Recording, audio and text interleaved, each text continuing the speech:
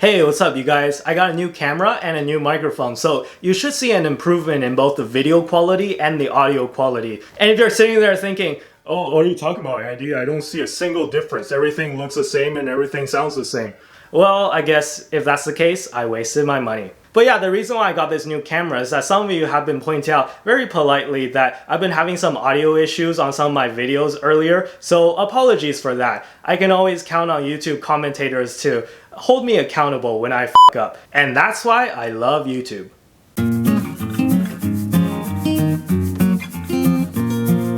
So another added benefit of this new setup is that it frees up my hand because I don't have to hold the little handheld mic anymore, so I can grab a coffee if I wanted to. And in fact, I'm gonna take a sip right now.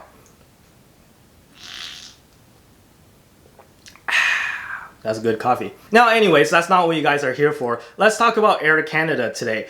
So in the last video I made on why I sold my travel stocks, if you remember that video, I mentioned this. So before I begin, I just want to say that I still do have some Air Canada stocks, so I'm not out of the travel industry completely. Now I've been getting a lot of questions from the community on why exactly I didn't sell out of my Air Canada shares when I sold out of Carnival Cruise and Southwest Airlines, which if you think about it, they're all in the travel category, right? And the main point of my other video was that I thought that travel was going to be hit really hard, so that's why I'm gonna sell out of all my positions in travel stocks, just because they've all skyrocketed. And of course Air Canada has also skyrocketed, but I decided to hold on to my Air Canada shares, and today I'm going to share with you why exactly that is the case. Now to begin, let me just say that Air Canada has one of the strongest balance sheet of any airline company that I've seen.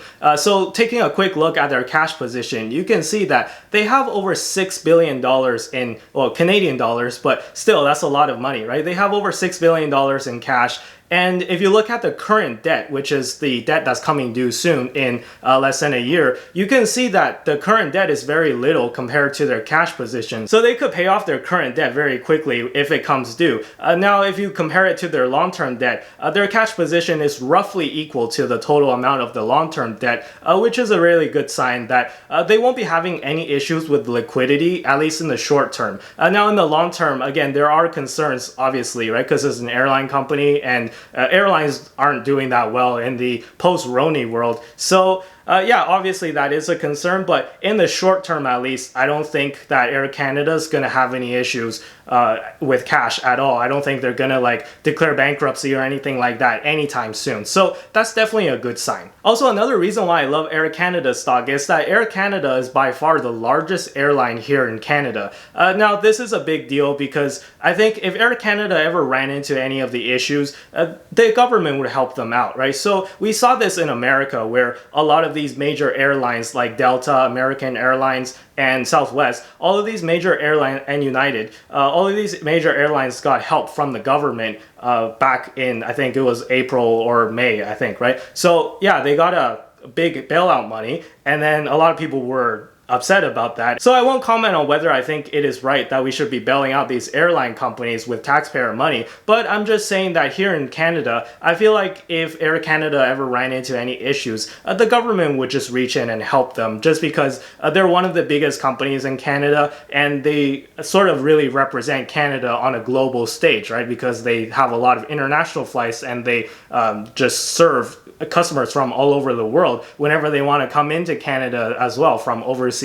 A lot of the flights that come into Canada are obviously Air Canada flights. So yeah, all in all, I think there is just a high possibility that the government will bail them out if needed. Now, the Prime Minister of Canada, Justin Trudeau, has not committed to whether or not he will exactly help out Air Canada if Air Canada were to run into trouble. And I think that this is not a major cause for concern because I feel like he's only saying this because Air Canada doesn't really need any help from the government for now, right? And I feel like if Justin Trudeau said that, oh, we're going to help out the Air Canada, or we're going to help out all the airlines for sure, we're going to bail out Air Canada, then a lot of voters will be really mad at him, right? So there's not really a need for him to commit to helping Air Canada, especially when they're not even in any immediate trouble. So I think that's the reason why the government has been so lagging on committing to actually helping out the airlines. But I think think if push comes to shove, if Air Canada was really staring down the barrel of bankruptcy, which is not happening anytime soon, by the way, but if that were to happen,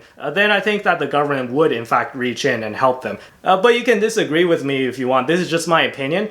You don't have to agree. However, this is not actually the topic that I wanted to talk about today. I actually want to talk about something that I think is much more interesting and deserves a second look. So here we go. So the main topic I want to talk about today regarding Air Canada is cargo-only flights. Yeah, you heard that right. And it sounds exactly like what it sounds like, right? Which is when Air Canada, when they don't have enough passengers on the plane, they'll just rip out all the seats and just clear it out and then use all of that space for cargo. So they'll have cargo only flights, kind of like if you think about what FedEx and UPS does, and to an extent Amazon, right? So if you think about what they do, where they just have cargo planes, well, Air Canada can just turn part of their fleet into cargo only planes. And this is such a massive opportunity in the airline industry. And I just don't think that people are talking about this enough. People are always doom and gloom about, oh, you know, American Airlines or Southwest or United, oh, they're going to go bankrupt because not enough passengers are going on their planes.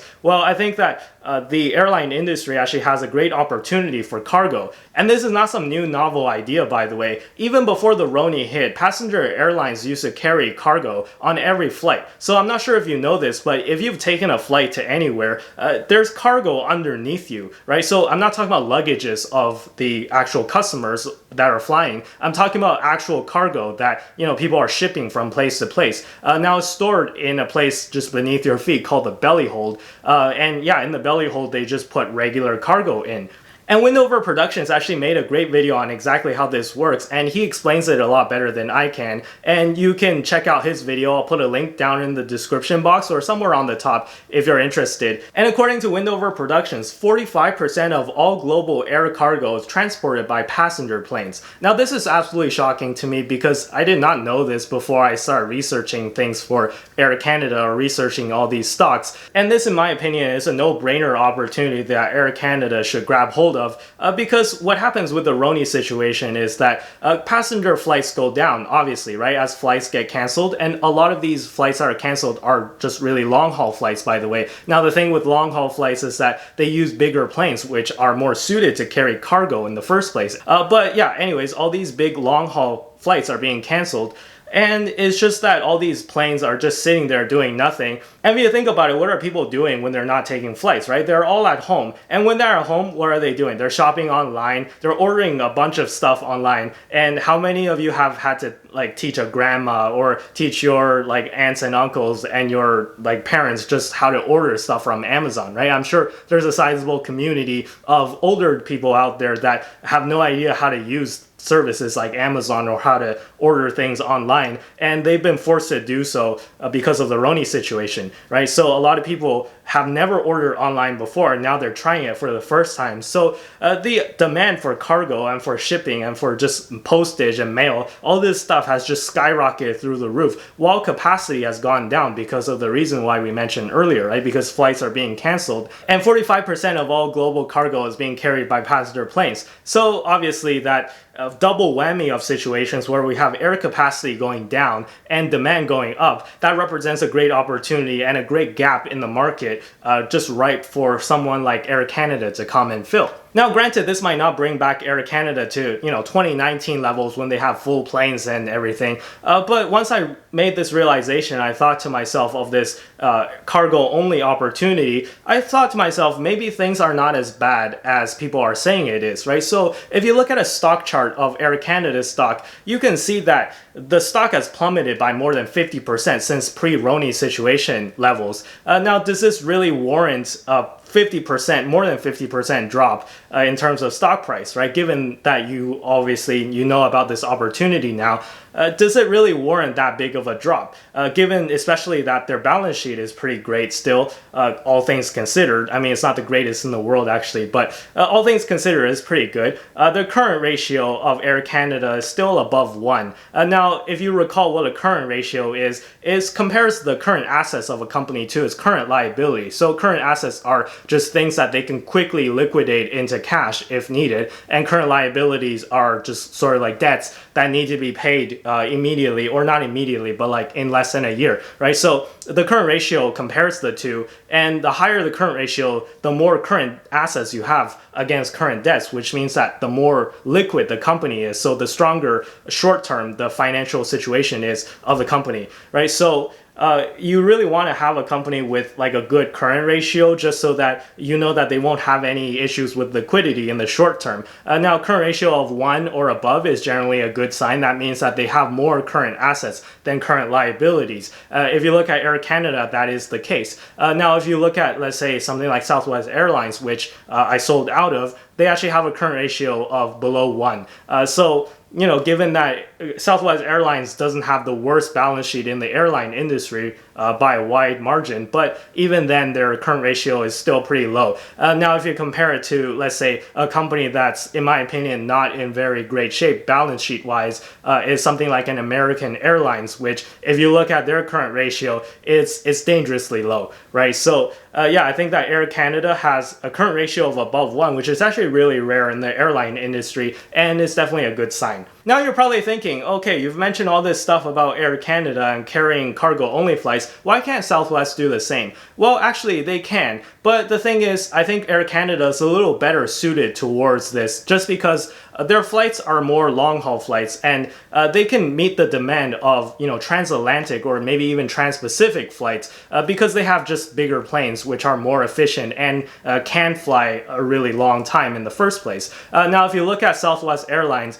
I believe that they only have flights at the moment within North America, right? And this is not because of Roni, this is just because they have smaller planes and they can't fly like transatlantic or you know, trans-Pacific or anything like that. So if you look at the list of destinations, even before the Roni hit, I believe that Southwest Airlines only had flights within continental United States, Canada, Mexico, and Latin American countries, and some countries in the Caribbean. So they don't have any flights to like Asia or anything. So my point is that Southwest is more for like short haul flights, and their fleet is less suited towards carrying cargo only flights. Not that they can't do it, they can, but I just think that Air Canada is in a better position for this. So with all that being said, I hope I've explained why I have held on to my Air Canada shares while I have sold out of other travel stocks. And now the question remains, will I buy more Air Canada stock?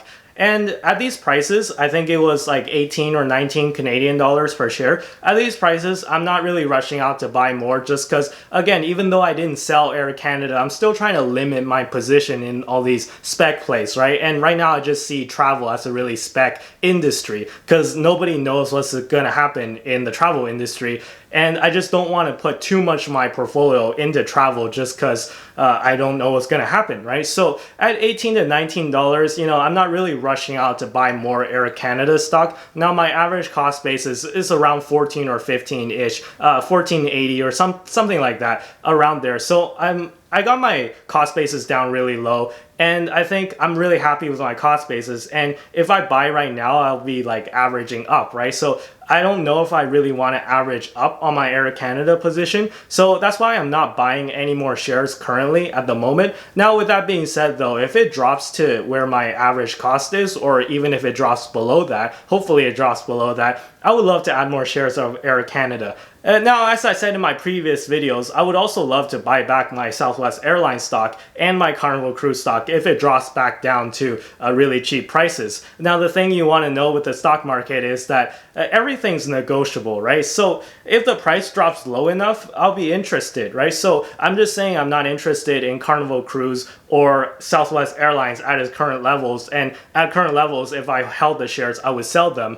But I think that if the price does drop back down to, let's say, Southwest Airlines, right? I bought in at 27. If it drops to around that area again, I'd definitely be interested in buying more. I'm not against it, right? So I still love Southwest Airlines as a company. I think they're one of the best run US airline companies. So I would love to buy back more shares. And Carnival Cruise is pretty much in a pretty strong cash position, all things considered. Now, they did have to raise a lot of debt at really high interest rates, which is pretty concerning for the long term. But I think in the short term, they're not at risk of like bankruptcy or anything like that. So you guys don't have to worry about Carnival Cruise if you're a shareholder. But yeah, I think if the price drops low enough for a Carnival Cruise, maybe at like the low teens-ish, I would love to buy back into Carnival Cruise as well. So with that being said, I'll leave the video here because it's getting a little long, but be sure to hit the like button if you enjoyed the video, and consider subscribing if you like this series. Be sure to follow me on Twitter and Instagram. I'll leave the links down below in the description as always.